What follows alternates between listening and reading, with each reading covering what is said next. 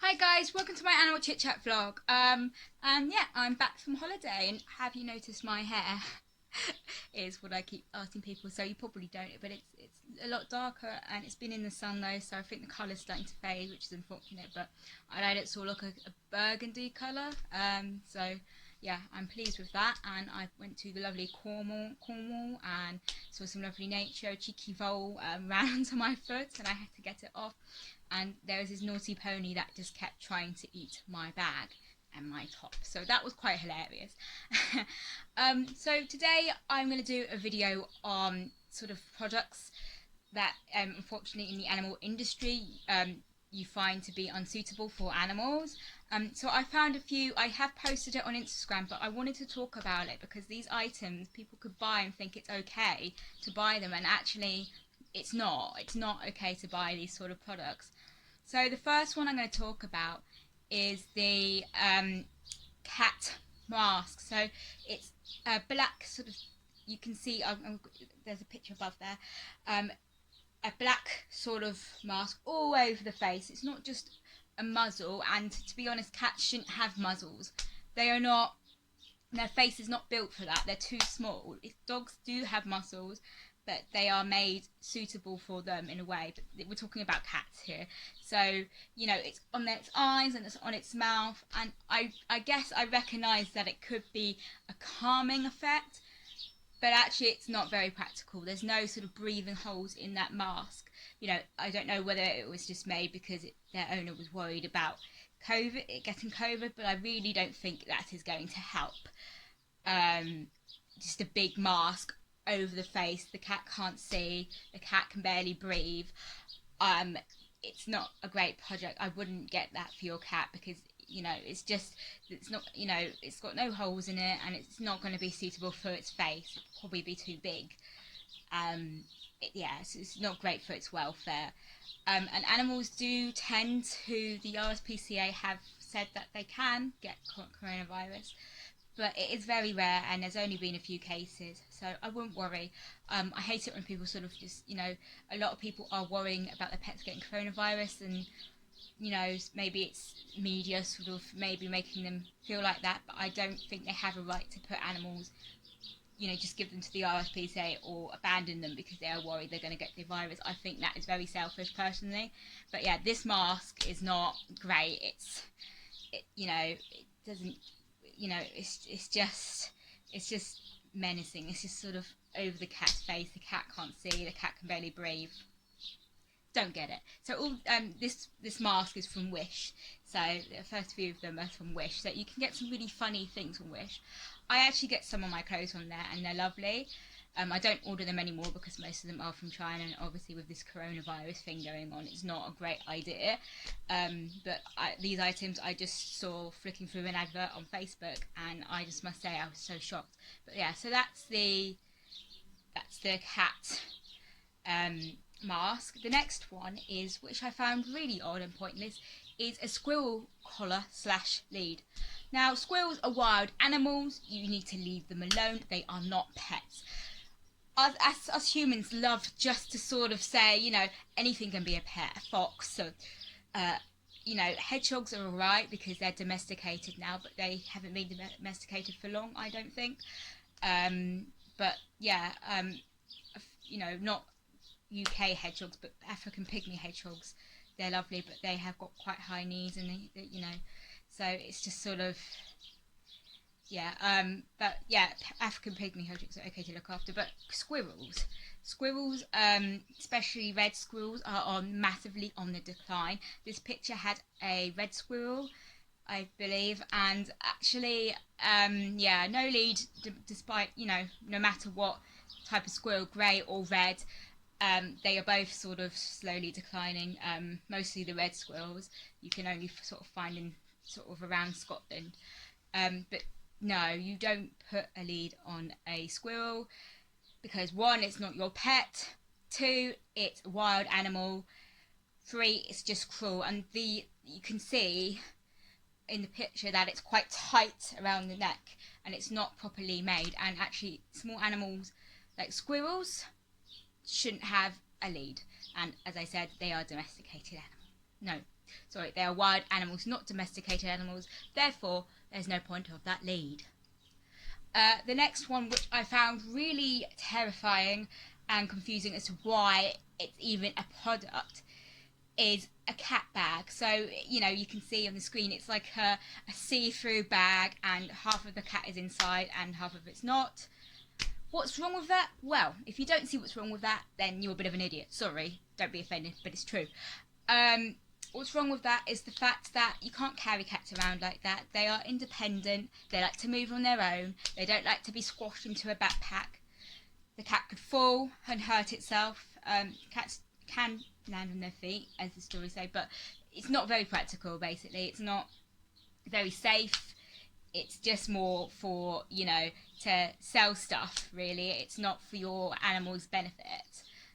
All these items are not for your animal's benefit. It will not help their health. End of story. So yeah, it's just sort of, the height and sort of having it in a backpack, on a hot day like this, because it's very hot today, it would suffocate. It would get heat stroke and it would die. So yeah, no backpacks for cats, please. Not even if they're see-through, because it's still not great. Alright, the next one is a sort of a fish tank. So it's sort of like, can you see it's sort of green, it's got small sections. That fish tank isn't big enough for fish.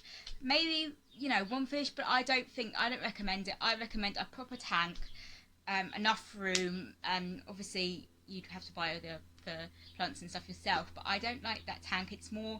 That is more sold to sort of attract somebody into getting an animal they don't want. Oh, I'll get a fish because this tank looks all fancy. But no, it's not good for its welfare. Actually, it needs bigger. Even if it is a small fish, that's not ideal, because the way it's made, the way it's sort of shaped, isn't great. So the next one I'd like to talk about is hamster leads. Now, no, I mean, leads for ferrets. So I used to go to Plumpton College, and in the summer we'd walk the ferrets. Yeah, I know, vicious things, especially during mating season. Basically, it was just to sort of try and introduce them to other ferrets. And that's totally fine. Ferrets are quite capable of handling a leash, but when it comes to hamsters, they don't have the bone structure, and they could actually really hurt themselves. So please do not use. I know they sell them in pet shops, but that doesn't make it right. Again, unfortunately, the pet shops are money hungry. I mean, the bosses, the staff are lovely. Everybody who goes there is sort of doing their best for the animals, but unfortunately, companies, they see dollar signs in this world, and obviously it's harder because of coronavirus. They see dollar signs and they don't think about the animals' welfare. They crowd everybody in, and they sell, bad cages and stuff and leashes, which actually are not really good for something like a hamster. Maybe a rabbit or a guinea pig, but it would have to be animal specific. Don't get a dog one. Don't get a dog one for a for a rabbit or a guinea pig.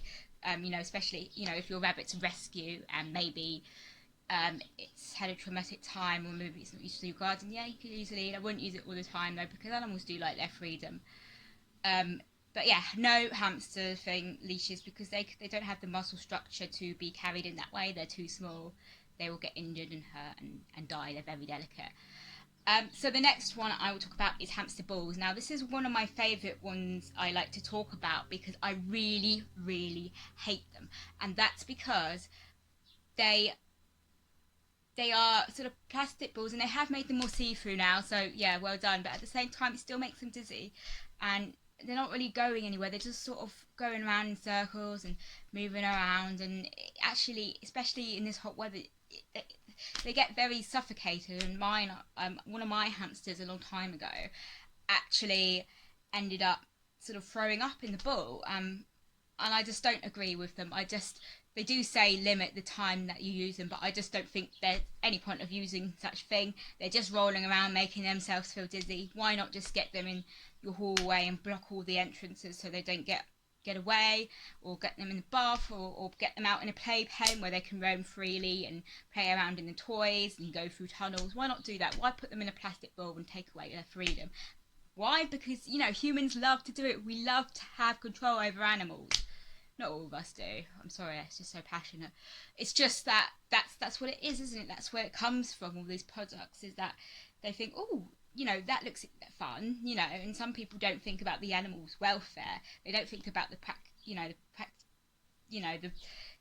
it's not practical it's not a practical toy. The next thing is things like sort of plastic cages. Now, I had this beautiful cage when I first got my first hamster. How old was I? 10 or 11 maybe? I don't recall, but it was a long time ago.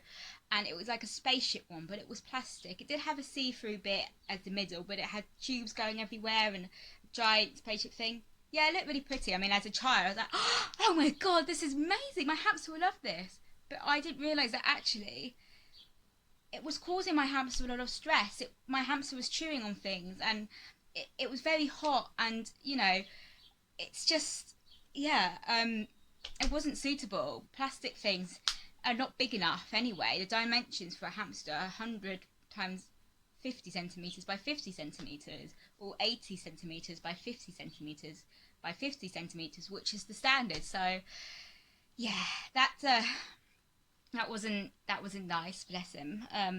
He did have wet tail anyway when I got him from the shop. They didn't do any health checks or anything. It was really bad.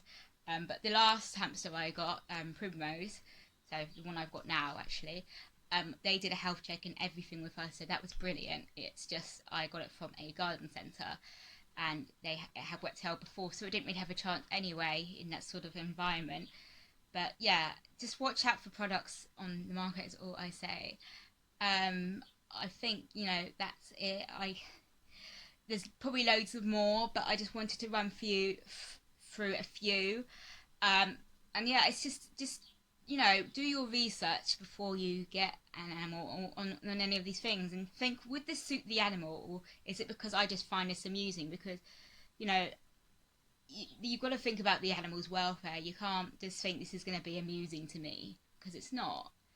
You know, you've got responsibility and care for your animal. But yeah, sorry if I got a bit passionate there, but I'm very passionate about that, and I'm hoping to do a couple of videos on animal cruelty and animal welfare, and sort of look up these cases and sort of talk about them. And if you have any opinions about this sort of subject, about bad animal products that you've seen or come across, or any you want to mention, please comment below, or you can DM me on my Instagram if you really want to, but I would comment below, it's better.